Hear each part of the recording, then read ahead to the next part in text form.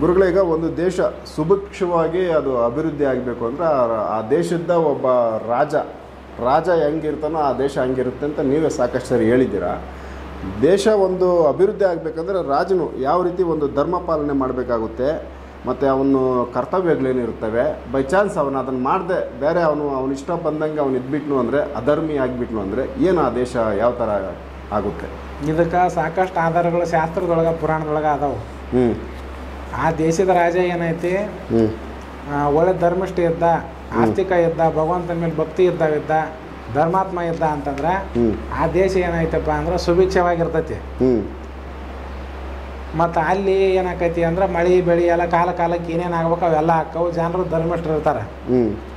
ಮತ್ತು ಅವನು ಅಧರ್ಮಿ ಇದ್ದ, ಮತ್ತು ನಾಸ್ತಿಕ ಇದ್ದ, ಭಗವಂತನ ಮೇಲೆ ಏನಪ್ಪ ನಂಬಿಕೆನೂ ಇಲ್ಲ, ಮತ್ತು ತನ್ನ ಮನಸ್ಸಿಗೆ ಮನಸ್ಸಿಗೆ ಬಂದಂಗೆ ಹೆಂಗೆ ತೋಚುತ್ತೆ ಹಂಗೆ ನಡೆಯೋವಿದ್ದ ಅಂತಂದ್ರೆ ಆವಾಗ ಏನಾಕೈತಿ ಅಂದ್ರೆ ದೇಶದೊಳಗೆ ಏನಪ್ಪ ಅರಾಜಕತೆ ಆಕೈತಿ. ಮಳೆ ಬೆಳೆ ಸರಿಯಾಗಿ ಆಗೋದಿಲ್ಲ, ಬರಗಾಲ ಬೀಳ್ತೈತಿ. ಮತ್ತು ಇದಕ್ಕೆ ಕಾರಣ ಏನಂತಂದ್ರೆ ಆ ದೇಶದ ರಾಜ ಸರಿ ಇಲ್ಲ ಅಂತಂದ್ರೆ ಈ ದೇಶ ಈ ರೀತಿ ಅನಾವೃಷ್ಟಿ ಆಗುತ್ತಾ ಅಂಥೇಳಿ ಪುರಾಣಗಳು ಹೇಳ್ತಾವೆ. ಅದ ಒಳ್ಳೆಯವನಾಗಿದ್ದ ಅಂದ್ರೆ ಎಲ್ಲ ಕಾಲಕ್ಕೆ ಏನಾಗ್ಬೇಕು ಅದು ಆಕೈತಿ. ಓಕೆ.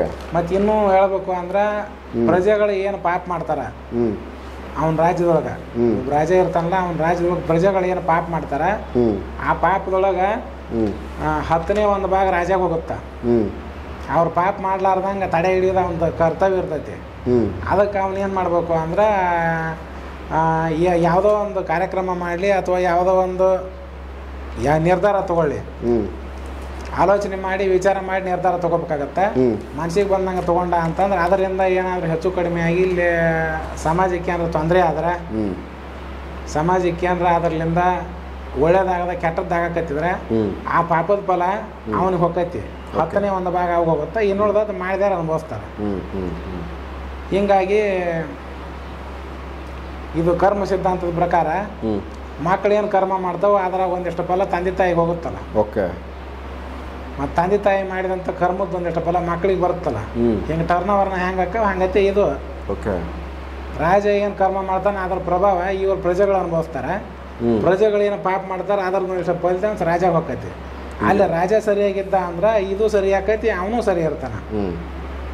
ಅಂದ್ರೆ ಏನು ಮುಖ್ಯವಾಗಿ ರಾಜ ಸರಿ ಇರ್ಬೇಕಂತ ಅರ್ಥ ಬರುತ್ತೆ. ಇನ್ನೂ ಹೇಳ್ಬೇಕಂದ್ರೆ ಈಗೊಬ್ಬ ರಾಜ ಆಗಿರ್ತಾನಂತಂದ್ರೆ ಅವನು ಪೂರ್ವ ಜನ್ಮದೊಳಗೆ ಏನೋ ಜಪ ತಪ ದಾನ ಸತ್ಕರ್ಮ ಮಾಡಿರ್ತಾನೆ, ಸಾಕಷ್ಟು ಭಗವಂತನ ಸ್ಮರಣೆ ಮಾಡಿರ್ತಾನೆ. ಈ ಕಾರಣದಿಂದ ಆ ಪುಣ್ಯದ ಬಲದಿಂದ ಅವ ಏನಾಗಿರ್ತಾನಂದ್ರೆ ರಾಜ ಆಗುವಂಥ ಒಂದು ಯೋಗ ಬಂದು ಅವನು ರಾಜ ಹಾಕಾನ. ಅದನ್ನು ಪದವಿ ಸಿಕ್ಕೈತಿ ಅಂದ್ಮ್ಯಾಗ ಅದು ಸದುಪಯೋಗ ಪಡಿಸಿಕೊಂಡು ಒಳ್ಳೆ ರೀತಿಯಿಂದ ಆಡಳಿತ ಮಾಡಿದ ಅಂತಂದ್ರೆ ಅವನ ಹೆಸರನ್ನು ಬರ್ತೈತಿ. ಮತ್ತು ಇನ್ನೂ ಒಂದಿಷ್ಟು ಪುಣ್ಯ ಪ್ರಾಪ್ತಿಯಾಗಿ ಬರೋ ಜನ್ಮದಾಗ ಮತ್ತು ಅದಕ್ಕಿಂತ ಹೆಚ್ಚಿನ ಒಳ್ಳೆ ಜನ್ಮ ಸಿಗತ್ತ ಸತ್ಕರ್ಮದಿಂದ. ಇವನು ಮಾಡಿರೋ ಸತ್ಕಾರ್ಯದಿಂದ ಒಳ್ಳೆ ಜನ್ಮ ಸಿಗತ್ತೆ. ಹಿಂದಿನ ರಾಜರಿದ್ರು, ಅವ್ರ ರಾಜರಾದಾಗ ಅವರು ತಮ್ಮ ಆಡಳಿತಾವಧಿ ಒಳಗೆ ದೇವಸ್ಥಾನ ಕಟ್ಟೋದು ಅಥವಾ ದೇವತಾ ವಿಗ್ರಹಗಳನ್ನು ಸ್ಥಾಪನೆ ಮಾಡೋದು, ಲಿಂಗ ಸ್ಥಾಪನೆ ಮಾಡೋದು ಇಂಥವೆಲ್ಲ ಮಾಡ್ತಿದ್ರು.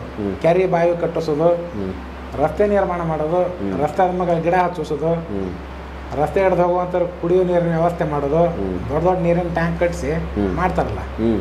ಇಂಥವು ಸತ್ಕರ್ಮ ಮಾಡೋದ್ರಿಂದ ಏನಾಕೈತೆ ಬರೋ ಜನದಾಗ ಈ ಪುಣ್ಯದ ಫಲದಿಂದ ಇನ್ನೂ ಹೆಚ್ಚಿನ ಎತ್ತರ ಮಟ್ಟದ ಒಂದು ಸ್ಥಾನ ಅವ್ರಿಗೆ ಸಿಗ್ತೈತೆ. ಮತ್ತು ಇವನ್ ಏನೋ ಮಾಡಲಿಲ್ಲ ಅಂದ್ರೆ ಬರೋ ಜನದಾಗ ಭಿಕಾರಿ ಆಗ್ಬೇಕಾರ. ಹೌದಾ?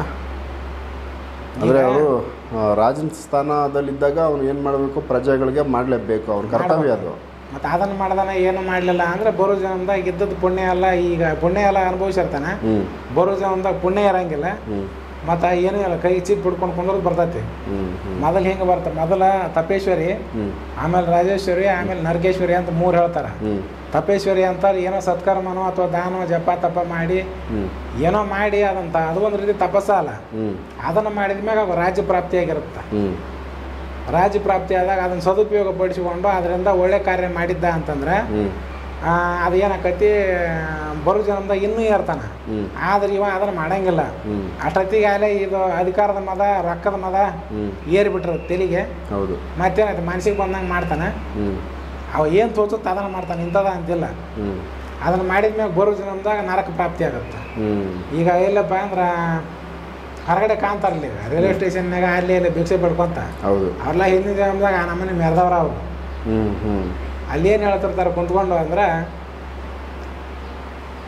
ರಾಜ ತನ್ನ ಸಿಂಹಾಸನದ ಮೇಲೆ ಕುಂತ್ಕೊಂಡು ಏನು ಮನಸ್ಸಿಗೆ ಕಾಯ್ದೆ ತೊಗೊಂಡ್ಬರ್ತಾನ ಆ ಕಾಯ್ದೆಗಳನ್ನು ಪ್ರಜೆಗಳಂತೂ ಪಾಲಿಸಬೇಕಲ್ಲ, ಆಮೇಲೆ ಅಧಿಕಾರ ಬಲ ಇರುತ್ತೆ. ಹೌದು ಅಲ್ಲಿ ಕುಂತ್ಕೊಂಡು ದೇವ್ರಿಲ್ಲ,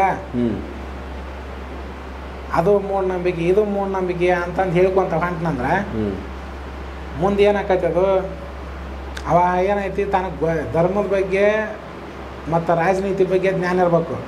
ಎಲ್ಲೇ ರಾಜ ಆದವನಿಗೆ ಆ ಜ್ಞಾನ ಇತ್ತು ಅಂದ್ರೆ ಸರಿಯಾದ ನಿರ್ಣಯ ತೊಗೊಂತಾನೆ. ಆ ಜ್ಞಾನ ಇಲ್ದಾನೆ ಹೋಗಿ ಅಲ್ಲಿ ಆ ಜಾಗದ ಮೇಲೆ ಇದ್ದು ದೇಶ ಆಳ್ಕೊಂಡು ಈ ರೀತಿ ತಪ್ಪಾಗಿ ನಿರ್ಣಯ ತೊಗೊಂಡ ಅಂದ್ರೆ ಅದನ್ನು ಪ್ರಜೆಗಳ ಮೇಲೆ ಹೇರ್ತಾನೆ ಒತ್ತಾಯಪೂರ್ವಕವಾಗಿ, ನೀವು ಹಿಂಗಿರ್ಬೇಕು ಅಂತ.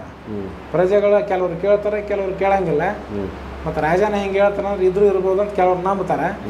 ಅವ್ರೆಲ್ಲರ ಕಡೆನೂ ಎಲ್ಲರ ಮೈಂಡನ್ನು ಇವನು ವಾಶ್ ಔಟ್ ಮಾಡಿದ ಕರ್ಮ, ಅವ್ರ ಬುದ್ಧಿ ಏನಪ್ಪ ಅಂದ್ರೆ ಬದಲಾವಣೆ ಮಾಡಿದ ಕರ್ಮ. ಈ ಪಾಪ ಅವ್ನು ಹಿಡ್ಕೊಳತ್ತು ಹೋಗಿ ಅವ್ರು ಜಲ್ದಿ ಪಾಪಿ ಆಗಕ್ಕೆ ಇದನ್ನು ಮಾಡ್ತಿರ್ತಾನೆ.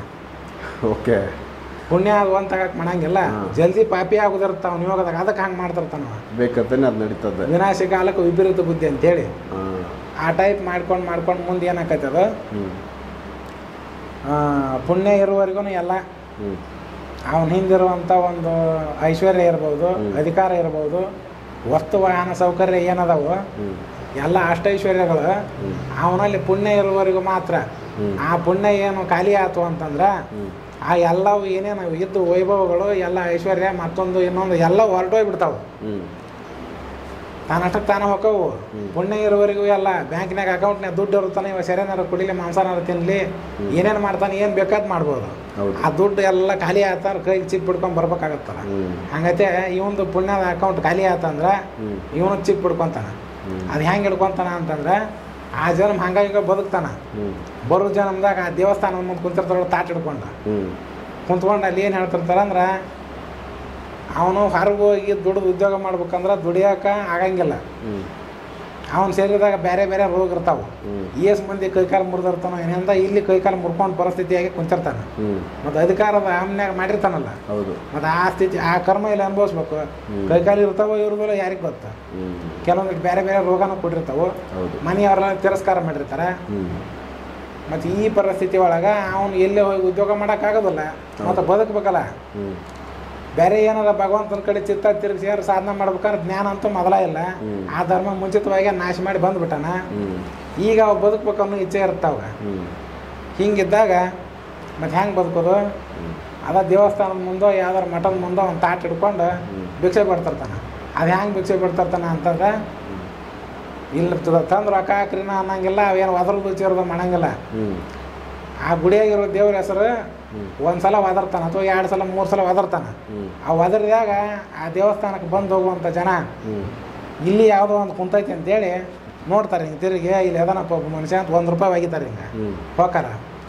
ಆಮೇಲೆ ಮತ್ತೆ ಮ್ಯಾಲಿಂದ ಮೆಟ್ಲು ಇಳಿದು ಬರೋ ಟೈಮ್ನಾಗ ನೋಡ್ತಾನೆ ಇಲ್ಲೊಬ್ರು ಬಂದ್ರು ಅಂತೇಳಿ.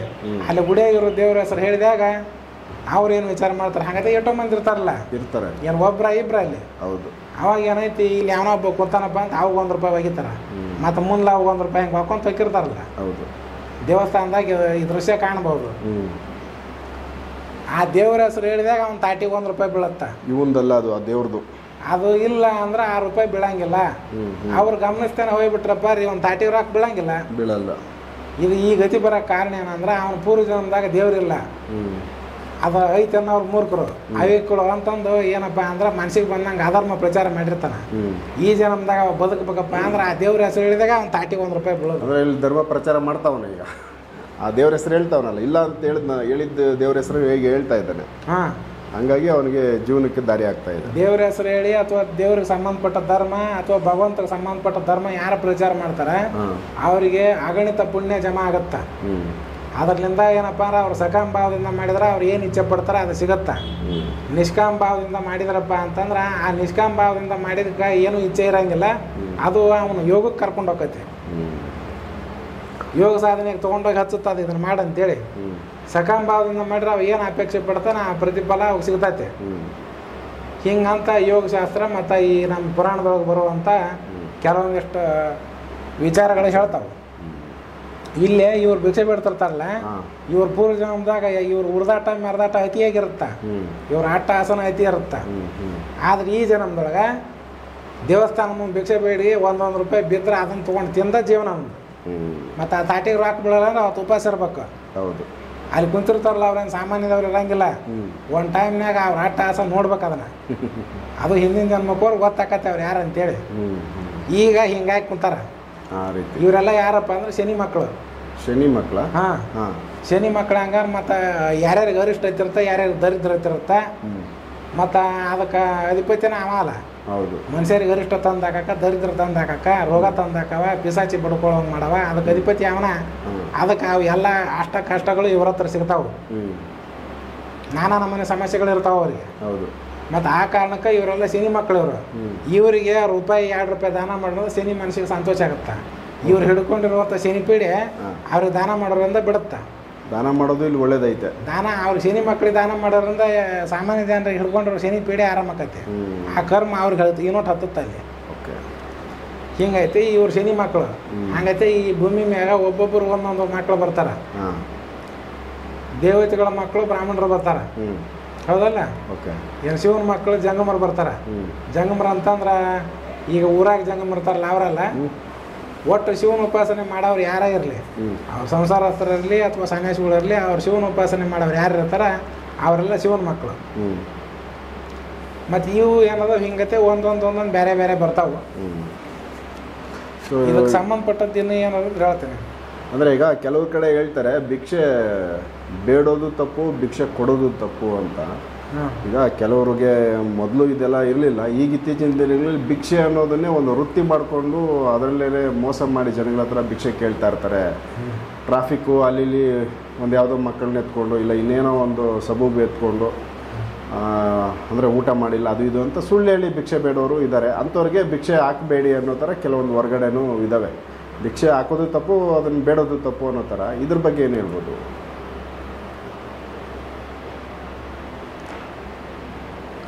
ಭಿಕ್ಷೆ ಹಾಕೋದು ತಪ್ಪು, ಆಮೇಲೆ ಬೇಡೋದು ತಪ್ಪು ಸರಿ. ಅದರಲ್ಲಿ ಅದು ಆಗ ಪಾಪಿ ಕರ್ಮದಾಗ ಏನೋ ಭಿಕ್ಷೆ ಬೇಡ ಜೀವನ ಮಾಡ್ಬೇಕಂತ ಇರುತ್ತೆ. ಅವ್ರು ಏನು ಮಾಡ್ತಾರೆ, ಹಿಂಗೆ ತಿರುಗಾಡಿ ಭಿಕ್ಷೆ ಬೇಡಂಗಿಲ್ಲ. ಎಲ್ಲೇ ಒಂದು ಕಡೆ ಕೊಂಡಿರ್ತಾರೆ, ಅದ್ರಾಗ 1 ರೂಪಾಯಿ ಬೀಳ್ತಿರ್ತಾರೆ, ಅದನ್ನು ತೊಗೊಂಡು ಜೀವನ ಮಾಡ್ತಿರ್ತಾರೆ. ಇವ್ರು ತಿರುಗಾಡಿ ಭಿಕ್ಷೆ ಬೇಡವ್ರು ಇರ್ತೈತಲ್ಲ, ಅದು ಕೆಲವೊಂದು ಸಂದರ್ಭ ಬಂದಿರುತ್ತೆ, ಏನೋ ಅಂಥದ್ದು ಸಮಸ್ಯೆ ಬಂದಿರುತ್ತೆ. ಹಾಗಾಗಿ ಬೇಡ್ತಿರ್ತಾರೆ ಅವರು. ಇನ್ನು ಕೆಲವು ಮಂದಿ ಏನಂತಾರೆ, ಆ ಭಿಕ್ಷೆ ದುಡ್ಡ ತೊಗೊಂಡು ಜಮಾ ಮಾಡಿ ಬ್ಯಾಂಕ್ನಾಗ ಒಟ್ಟಿರ್ತಾರೆ. ಇನ್ನೂ ಹೇಳ್ಬೇಕಂದ್ರೆ ಕೆಲವೊಬ್ಬೊಬ್ಬರು ಏನಪ್ಪ ಅಂದ್ರೆ ಈಗ ಗಾಡಿ ಒಳಗೆ ಹೋಗೋ ಮುಂದೆ ಟ್ರಾಫಿಕ್ನಾಗ ಗಾಡಿಯಾಗ ತಿರುಗಾಡೋ ಟೈಮ್ನಾಗ ಬಂದು ಏನಪ್ಪ ಅಂತಂದ್ರೆ ಅವ್ರನ್ನ ಒತ್ತಾಯ ಬರೋಕ್ವಾಗಿ ಅವ್ರ ಎದಿ ಮಗಲ ಹಂಗೆ ಹಿಡೋದು ವಸೂಲಿ ಮಾಡಿ ಅವ್ರನ್ನ ಹೊಡೆದು ಬಡ್ದು ರೊಕ್ಕ ಕಿತ್ಕೊಂತಿರ್ತಾರೆ. ಇದು ಏನಾದ್ರು ಇಂಥವ್ರಿಗೆ ಭಿಕ್ಷೆ ಕೊಡಬಾರ್ದು. ಆ ರೊಕ್ಕ ತೊಗೊಂಡು ಅವ್ರ ಮನೆಗೆ ಹೋಗಿ ಸೆರೆ ಕುಡಿತಾರೆ. ಇಲ್ಲ ಅಂತಂದ್ರೆ ಬ್ಯಾಂಕ್ನಾಗ ಜಮಾ ಮಾಡಿ ಅದನ್ನ ತೊಗೊಂಡು ಮಾಡೋದು ಮಾಡಲಾರ್ದು ಕೂಡ ಮಾಡ್ತಿರ್ತಾರೆ, ಮಾಂಸ ತಿಂತಾರೆ, ಇನ್ನೇನೇನೋ ಮಾಡ್ತಾರೆ. ಆ ಪಾಪಕ್ಕೆ ಅವ್ರು ಏನೇನು ಕರ್ಮ ಮಾಡ್ತಾರ ನೋಡ, ಕರ್ಮ ಮಾಡ್ತಾರಿಲ್ಲ, ಆ ದುಡ್ಡ ಕೊಟ್ಟಿರ್ಲಿಲ್ಲ ಅಂದ್ರೆ ಅವ್ರು ಮಾಡ್ತಿದ್ದಿಲ್ಲ. ಇವ್ರು ದುಡ್ಡು ಕೊಟ್ಟೋದಕ್ಕಾದ್ರೆ ಮಾಡಾಕತ್ತಾರ. ಹೌದಾ?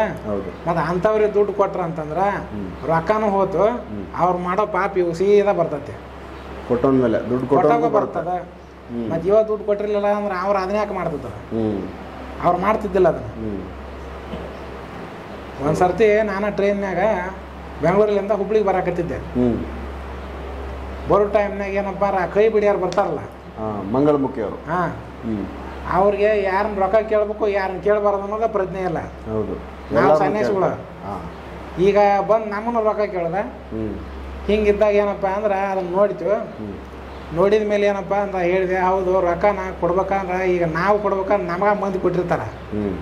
ಇನ್ನು ನಮ್ಮನ್ನು ಕೇಳಿದ್ರೆ ಹಂಗ ಅಂತ ಅದು ಏನು ಲ್ಯಾಕ್ತಿಲ್ಲ, ನಮಗೆ ಸಂಬಂಧ ಎಲ್ಲ ಸೂತ್ರಲ್ಲ, ರೊಕ್ಕ ಕೊಡ್ಬೇಕಂದ್ರೆ ಇದ್ರ ತೊಗೊಂಡೋಗ ಅಂತ ಹೇಳ್ತು. ಹಿಂಗಿದ್ದಾಗ ಒಂದು ಸ್ವಲ್ಪ ಕಾಡಿಸಿದ್ರು.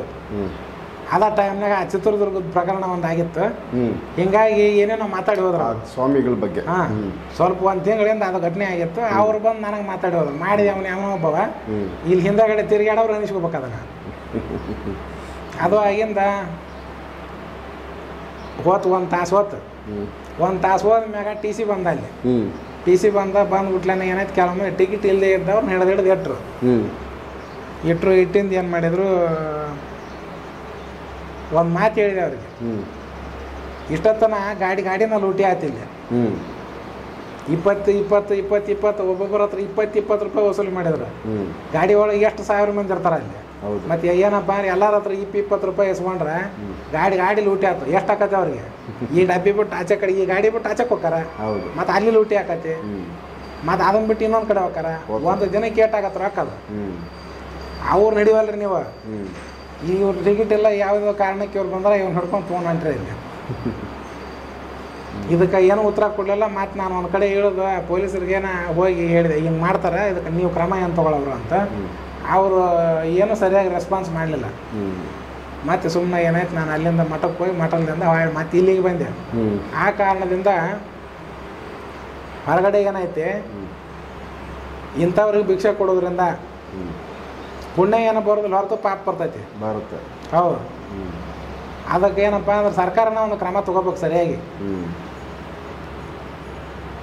ಅಂದರೆ ಇಂಥ ಭಿಕ್ಷೆ ಬೇಡೋದನ್ನ ತಪ್ಪಿಸ್ಬೇಕು. ಹಾಂ, ಅದಕ್ಕೆ ಏನಾದರೂ ಬೇರೆ ಅವಕಾಶಗಳು, ಬೇರೆ ದಾರಿ ದುಡ್ಕೊಂಡು ತಿನ್ಬೇಕು. ಕೈಕಾಲು ಗಟ್ಟಿರ್ತಾವಿಲ್ಲ, ಮಾಡಬೇಕು. ಕೈಕಾಲು ಗಟ್ಟಿರ್ತಾವೆ, ದುಡ್ಕೊಂಡು ತಿನ್ಬೇಕು.